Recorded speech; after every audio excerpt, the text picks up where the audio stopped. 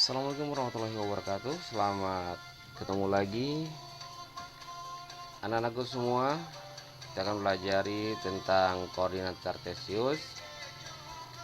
Nanti kita akan pelajari dengan kedudukan sebuah titik dan kedudukan sebuah garis dalam koordinat kartesius ya. Tadi yang kita pelajari hari ini adalah 3.2 dan 4.2. 3.2 yaitu menjelaskan kedudukan titik dalam bidang koordinat kartesius yang dihubungkan dengan masalah kontekstual. 4.2 menyelesaikan masalah yang berkaitan dengan kedudukan titik dalam bidang koordinat kartesius.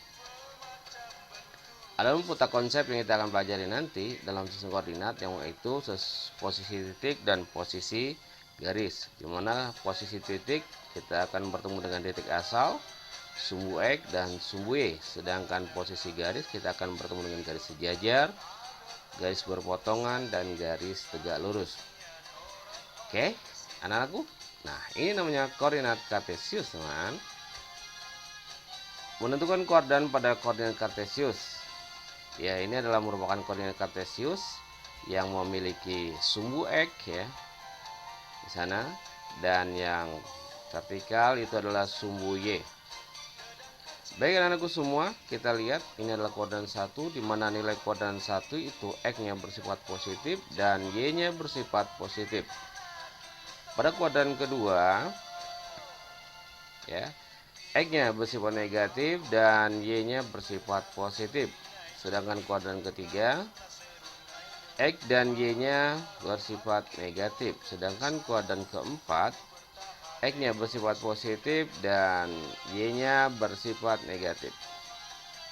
Baik, sekarang kita menentukan posisi titik terhadap titik 0. Kita lihat ya, anak-anakku semua. Kita ambil sebuah titik A, gitu ya. Dimana kalau letak titik A?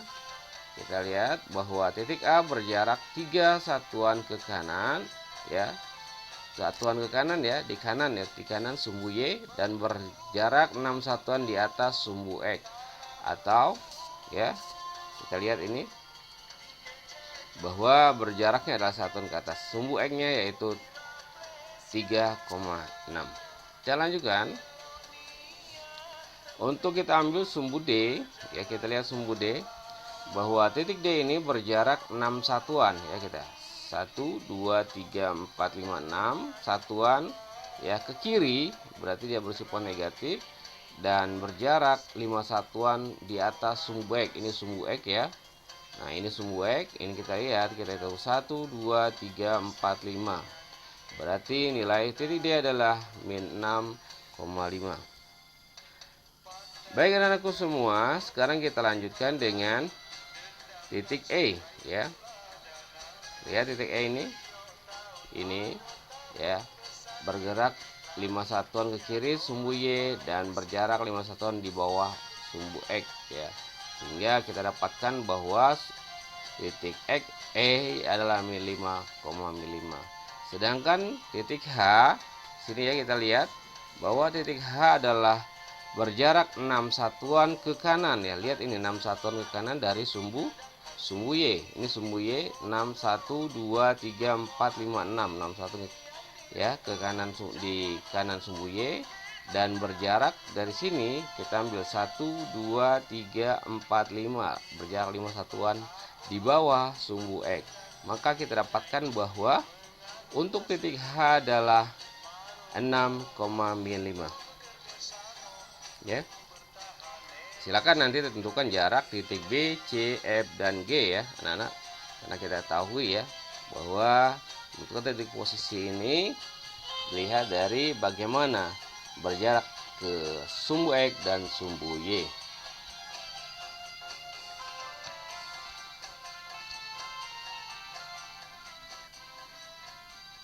Lalu bagaimana menentukan titik posisi pada bidang koordinat kartesius? Kita ambil contoh ya. Kita ada kita ambil contoh titik A yaitu 8,5. Yang pertama kita arahkan ya dengan cara dari titik 0 ya. Kita arah ke kanan 8 kotak ya, atau 8 satuan ya. Ini ya. Ini langsung 8 satuan, dari angka 8 langsung ke 5 satuan. Kita lihat, tentukan ke jarak ke sumbu Y. ya.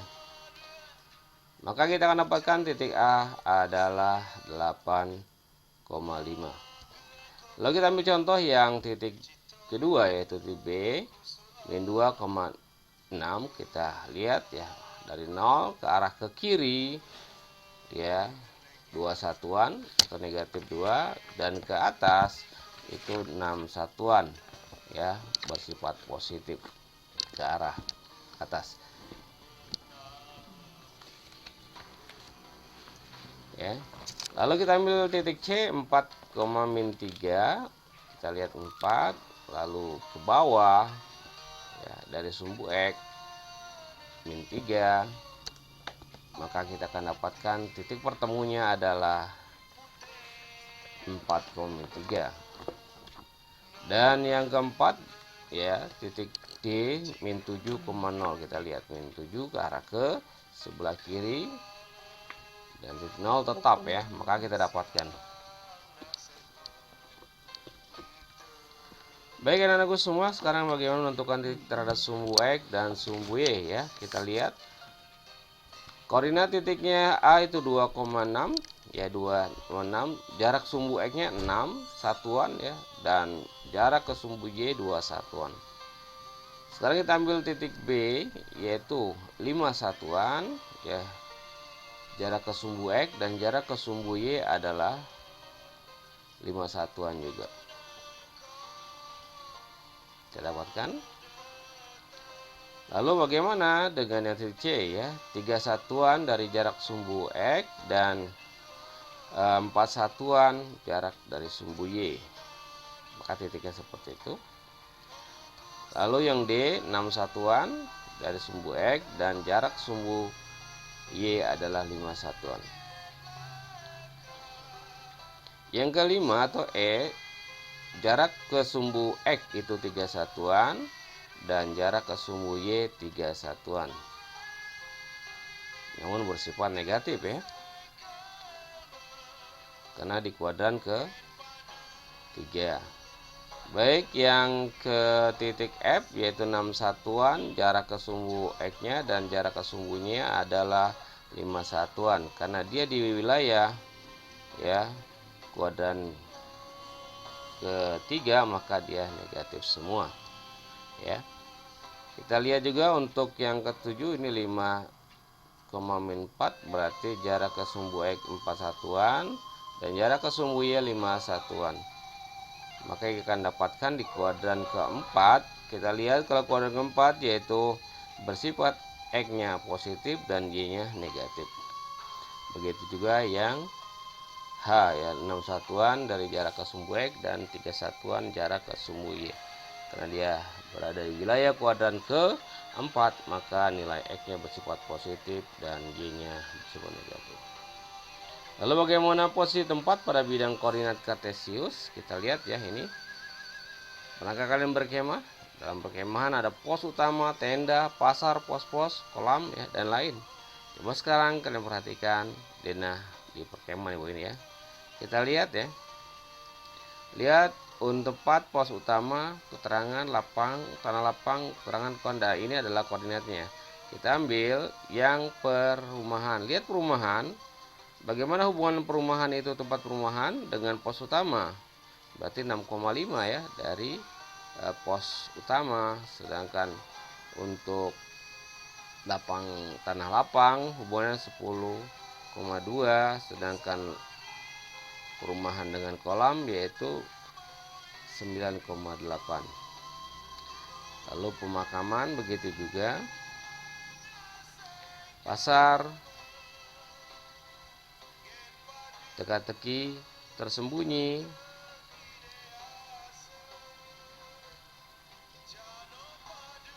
dan tenda 1, pos 1. Jadi antara pos 1 dengan pos utama jaraknya adalah titiknya 2,5. Jadi 2 satuan ke kanan, 5 satuan ke atas. Sedangkan dengan tanah lapang 6 satuan ke kanan dan 2 satuan ke atas. Sedangkan pos 1 dengan hubungan kolam yaitu 5 satuan ke kanan dan 8 satuan ke atas. Kita ambil contoh ya pembahasan, misalnya kita ambil uji kompetensi 2, diketahui titik A 3,1, titik B 3,5 dan titik C min 2,5. Jika ketiga titik tersebut dihubungkan akan membentuk segitiga sama kaki kah, sama sisi kah, sama kaki, siku-siku atau segitiga sembarang. Kita lihat menggunakan koordinat kartesius, kita ambil titik-titik 3 buah titik. Yang pertama titik A yaitu 3,1, titik B adalah 3,5 dan titik C adalah min 2,5. Lalu kita hubungkan ya, titik A dengan titik B kita hubungkan, dari titik B kita hubungkan ke titik C, dan titik A dengan C kita hubungkan. Kita lihat ya, dia akan berbentuk apa? Ya, di sini kita akan seperti ini, berbentuk siku-siku. Maka jawabannya adalah C ya, segitiga siku-siku. Lalu bagaimana ya kalau kita soal yang kedua? Kita lihat ya, sama saja, kita ambil titiknya P 4,6 di sana ya. Ini adalah titik Q ya, 7,1, sedangkan titik P-nya 4,6. Lalu kita lihat dihubungkan ya, P dan Q kita hubungkan, lalu dihubungkan dan berbentuk segitiga siku-siku. Kita lihat siku-siku di mana? Oh, ternyata di sana siku-sikunya. Maka kita akan dapatkan sebuah titik dari siku-siku adalah 4,1. Berarti jawabannya adalah D. Lalu bagaimana nomor 3? Koordinat titik A adalah berapa? Kita lihat ya, koordinat titik A kita ambil ya, kita hubungkan ke sumbu, berapa jarak ke sumbu X dan berapa jarak ke sumbu Y. Nah ya, jarak ke sumbu X kita lihat adalah ke angka 7, bersifat positif ya.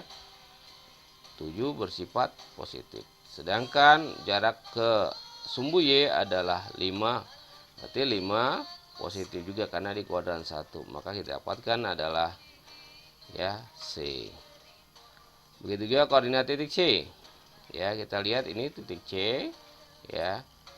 Kita ambil jarak antara titik itu ke sumbu X yaitu negatif 4 ya. Sedangkan dari titik ke sumbu Y adalah 4. Maka pasti ya kita dapatkan adalah min 4,4. Baik anak-anakku semua, mudah-mudahan dapat bermanfaat. Pertemuan kali ini nanti kita akan lanjutkan berbentuk garis ya, baik itu garis lurus ya, sejajar atau berpotongan. Baik, terima kasih. Semoga bermanfaat. Assalamualaikum warahmatullahi wabarakatuh.